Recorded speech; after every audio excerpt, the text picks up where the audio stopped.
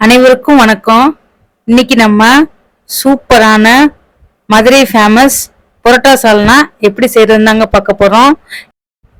இந்த சிக்கன் சால்னா தாங்க மதுரை பரோட்டாக்கே ரொம்ப டேஸ்ட் கொடுக்கக்கூடியது.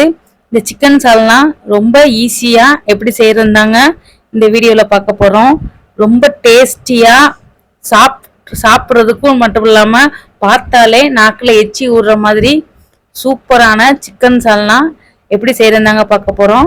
வீடியோக்குள்ள போறதுக்கு முன்னாடி நம்ம சேனலை சப்ஸ்கிரைப் பண்ணுங்க, பக்கத்துல இருக்க பெல் ஐக்கானை ப்ரெஸ் பண்ணுங்க. இப்போ வாங்க நம்ம வீடியோக்குள்ள போலாம். இப்போ நம்ம இந்த பரோட்டா சால்னா ரொம்ப சூப்பராகவும் அதே சமயம் குயிக்காகவும் எப்படி செய்யறதாங்க இப்போ பார்க்க போறோம். இந்த பரோட்டா சால்னாக்கு டேஸ்ட் கொடுக்குற ஒரு முக்கியமான சீக்ரெட் இன்கிரீடியன்ஸ் வீடியோல சொல்லியிருக்கேன். ஸ்கிப் பண்ணாம வீடியோவை பாருங்க. அப்பதான் உங்களுக்கு அந்த இன்கிரீடியன்ஸ் பத்தி தெரியும். அப்பதான் நீங்க செய்யும் போது அதே டேஸ்டுக்கே உங்களுக்கு சால்னா கிடைக்கும். இப்ப பாத்தீங்கன்னா கடலைப்பருப்பு, நிலக்கடலை பருப்பு, முந்திரி, வெங்காயம், கசகசா இது எல்லாத்தையுமே நம்ம பேஸ்ட் அரைச்சி வச்சுக்கிறோனுங்க. மிக்சியில அரைச்சி வச்சுக்கிட்டு அடுத்ததை நம்ம சிக்கனை நல்லா சுத்தம் பண்ணிட்டு மஞ்சள் போட்டு நல்லா கழுவி எடுத்துட்டு அதோட கல்லுப்பு போட்டு நல்லா பிரட்டிக்கிறணுங்க. பாருங்க, இந்த மாதிரி பிரட்டிட்டு நம்ம அரைச்சி வச்சிருக்க பேஸ்ட்டை இந்த கழுவி வச்ச சிக்கனோட ஆட் பண்ணிடணுங்க. ஆட் பண்ணிட்டு நல்லா பிரட்டி கொடுத்துடணுங்க. நம்ம முந்திரி பருப்பு, கசகசா, நிலக்கடலை, வெங்காயம் இந்த பேஸ்ட்டை நல்லா நம்ம சிக்கனோட நல்லா பிசைஞ்சு கொடுக்கணுங்க. நல்லா மசாலா நல்லா கோட் ஆகணும். நம்ம அரைச்சி வச்ச பேஸ்ட்டு சிக்கனோட நல்லா கோட்டாகி ஒரு 1/4 மணி நேரத்துக்கு நம்ம மேரினேட் பண்ணி வைக்கணுங்க. இந்த சிக்கனை பாருங்க, நல்லா மேரினேட் ஆனோடனே சிக்கன் நல்லா சாஃப்ட் ஆயிருங்க. அந்த சாஃப்டான சிக்கன் தாங்க இந்த சால்னாக்கு நல்லா டேஸ்ட் கொடுக்கறது. அடுத்ததை நம்ம ஒரு பச்சை மிளகாய் 2ஆ கீறி போட்டுக்கலாம். ஒரு மீடியம் சைஸ் தக்காளி போட்டுட்டு கொஞ்சம் புதினா தலை, மல்லி போட்டு நல்லா கிளறி விட்டுட்டு குக்கர்ல ஒரே ஒரு விசில் தாங்க, ரொம்ப வைக்க தேவையில்லைங்க. குக்கர்ல ஒரே ஒரு விசில் வச்சு இறக்குனா போதும். லைட்டா தண்ணி தெளிச்சுக்கலாம், ரொம்ப தேவையில்ல.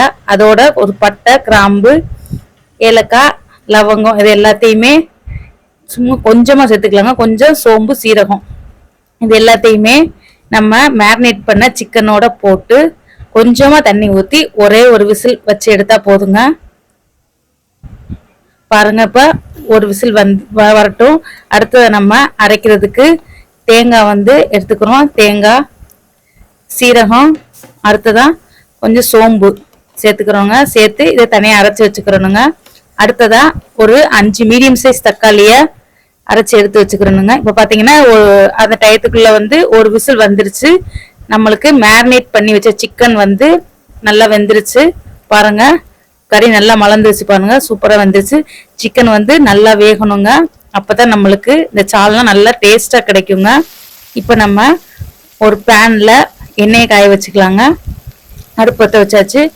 எண்ணெய் காஞ்சதும் சோம்பு, சீரகம் ரெண்டையுமே நல்லா வாசமா பொரிய விடணுங்க. அடுத்ததான் நம்ம வெங்காயத்தை நல்லா கட் பண்ணிக்கிட்டு அந்த சீரகம் சோம்போட போட்டுக்கிறணுங்க.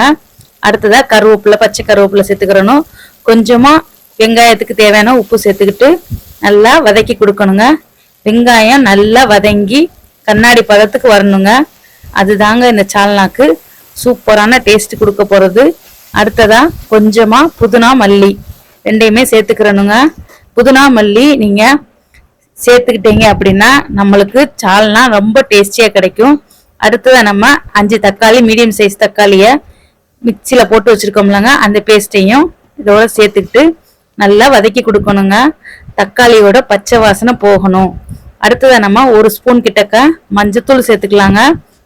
மஞ்சத்தூள் சேர்த்துக்கிட்டு இந்த தக்காளி வெங்காயத்தோட நல்லா வதக்கணுங்க. பாருங்க, நல்லா தக்காளியில இருந்து எண்ணெய் பிரிஞ்சு வரணும், அந்த அளவுக்கு நல்லா வதக்கணுங்க. அடுத்ததை நம்ம வீட்டில் யூஸ் பண்ணுவோங்க குழம்பு மிளகாய் தூள் அதை சேர்த்துக்கிறோனுங்க. உங்களுக்கு எவ்வளோ குழம்பு தேவையோ அந்த அளவுக்கு சேர்த்துக்கோங்க.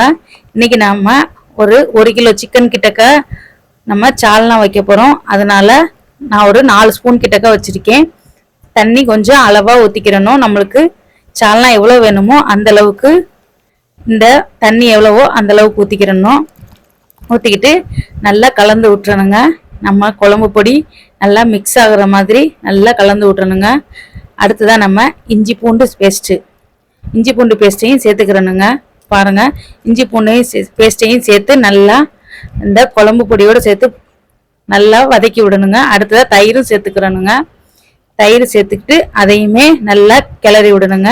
அடுத்ததான் நம்ம மேரினேட் பண்ணி சிக்கன் வந்து குக்கரில் ஒரு விசில் போட்டு வேக வச்சுருக்கோம்லங்க, அதையும் இந்த குழம்போட சேர்த்துக்கிறணுங்க. சேர்த்துக்கிட்டு நல்லா ஒரு கொதிக்க விடணுங்க. கொதிச்சு வந்தோடனே நம்ம அரைச்சி வச்ச தேங்காய் பேஸ்ட்டு, தேங்காய் சீரகம் சோம்பு போட்டு அரைச்சி வச்சுருக்கோம்லங்க, அந்த பேஸ்ட்டையும் சேர்த்துக்கிட்டு ஒரே ஒரு கொதி வந்தால் போதுங்க. ரொம்ப நேரம் அடுப்பில் வைக்க தேவையில்ல. ஒரு கொதி வந்தால் போதும். நம்மளுக்கு கம்மன்னு சூப்பராக சிக்கன் சால்னா ரெடி ஆயிருங்க.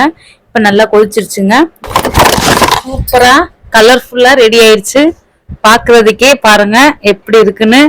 நல்லா கம்மன்னு வாசனையான மதுரை ஃபேமஸ் புரோட்டா சால்னா தயாராகிடுச்சுங்க. இந்த ரெசிபியை நீங்களும் வீட்டில் ட்ரை பண்ணி பார்த்துட்டு எப்படி இருந்துச்சுன்னு கமெண்ட் பண்ணுங்க. தேங்க்ஸ் ஃபார் வாட்சிங்.